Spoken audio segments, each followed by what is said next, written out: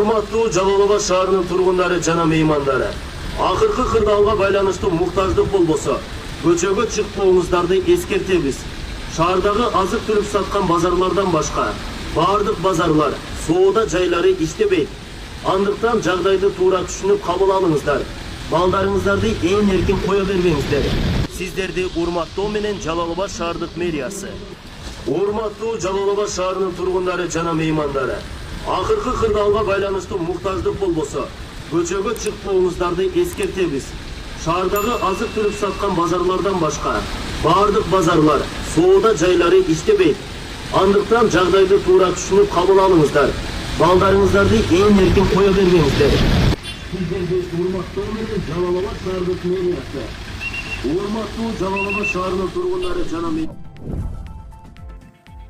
Сузак районунда дагы 4 адам коронавируска шектелип жатат. Буга чейин Сузак районунда коронавируска кабылгандардын саны 12ге жетти деген маалымат тараган. Ал боюнча өкмөттүн Жалал Абад областы боюнча ыйгарым укуктуу өкүлү Нурболот Мирзахметов төмөнкүдөй тактоо киргизди.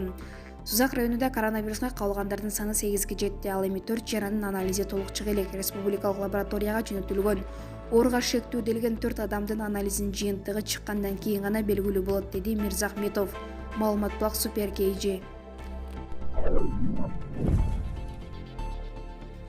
Казакстан өлкөсү азык-түлүктү сыртка чыгарууну убактылуу токтотту. Коронавирус чугусунан улам коңшу Казакстан өлкөсү өлкөдө өндүрүлгөн азык-түлүктү сыртка чыгарууну убактылуу токтотту. Бул чечим аталган өлкөнүн Айыл чарба министрлиги менен Соода жана интеграция министрлигинин сүйлөшүүсүнүн негизинде кабыл алынган. Бул тууралуу аталган министрликтин сайтына жарыяланды. Казакстан өлкөсү 15 апрелге чейин төмөнкү азык-түлүктөрдү өлкөдөн чыгарууга тыюу салды. Гречка, комшекер, картошка, сабиз, пияз, капуста.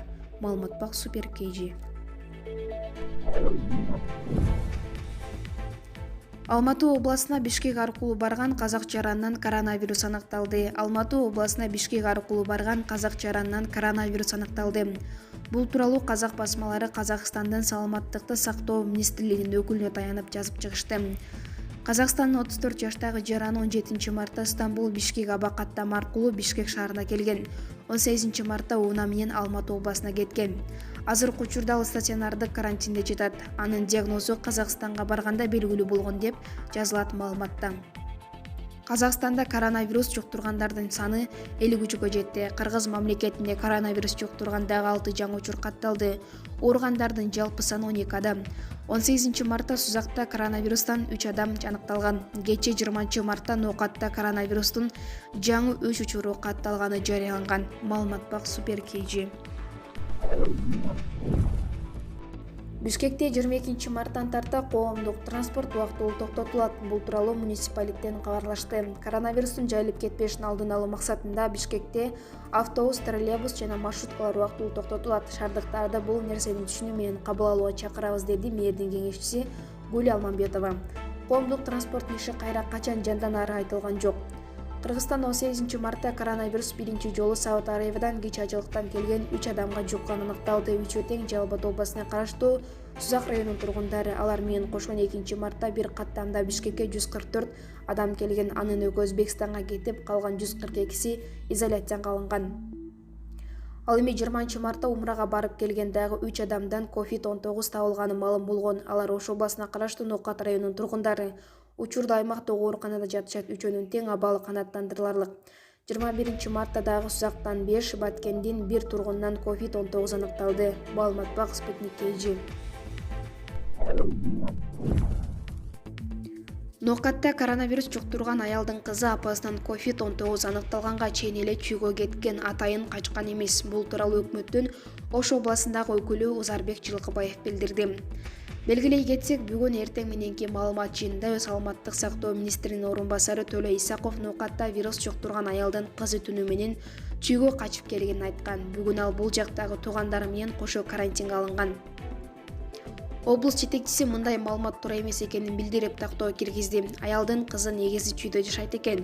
Вирус жуктурган тургун менен байланышта адамдарды аныктоо учурунда анын күйөөсүнөн маалымат алышкан. Ал кызы апасы Умрадан келгенден кийин учурашып кайра кеткенин билдирген. Ошол учурда апасынан коронавирус аныктала элек болчу, деди Жылкыбаев. Ошондой эле ал районго өзгөчө кырдаал киргизилгенден кийин коронавирус чыккан 2 айылга адамдардын кирип чыгуусуна бөгөт коюлганын белгиледи.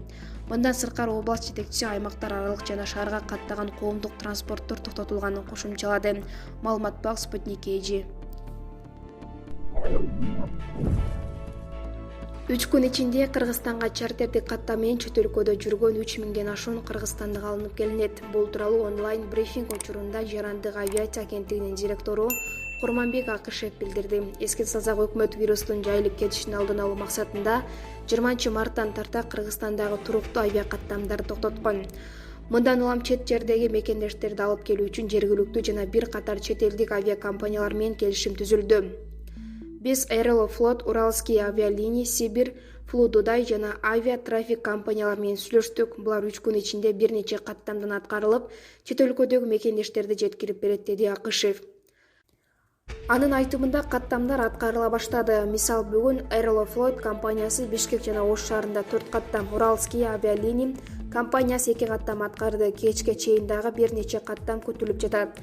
Маалыматка караганда, эгер 3 күн ичинде калоочулардын бардыгын алып келүүгө мүмкүндүк болбой калса, кошумча каттамдар андан аркы күндөргө дагы киргизилет. Эске салсак, Дүйнөлүк саламаттыкты сактоо уюму 11 март күнү коронавирус пандемиясын жарыялаган. Учурда дүйнө жүзү боюнча коронавирус жуктургандардын саны 275 миңден ашты. Ал эми Кыргызстанда азырынча 12 адам катталды. Маалымат бак Спутник KG.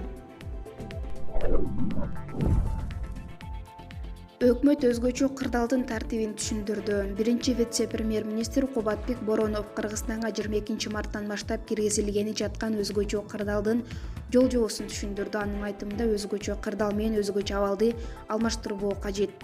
Өзгөчө кырдаалда атайын эпидемиологиялык иш-чаралар жүргүзүлөт, бирок жарандардын жүрүм-туруму, кыймылына чектөөлөр өзгөчө абалга караганда жеңил болот. Экономикалык иш-чаралар, башка маселелер күнүмдүк турмушта улантыла берет.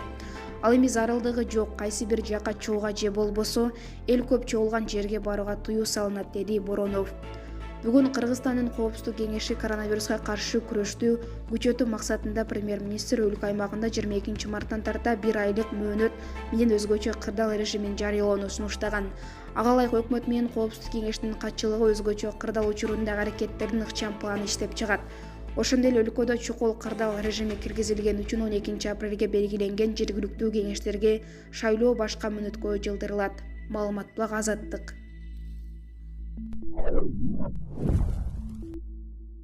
COVID-19 коронавирусын жуктуруп кийин сакайып кеткен эркектерге тукумсуз болуп калуу коркунучу болбойт. Бул тууралуу россиялык урологдор менен вирусологдорго таянып Известия басылмасы жазды. Россиялык адистер жаңы деп эсептелген коронавирусту изилдеп жатып, анын эркектик тукум улоо системасына кандай таасир этерине кызыгышкан.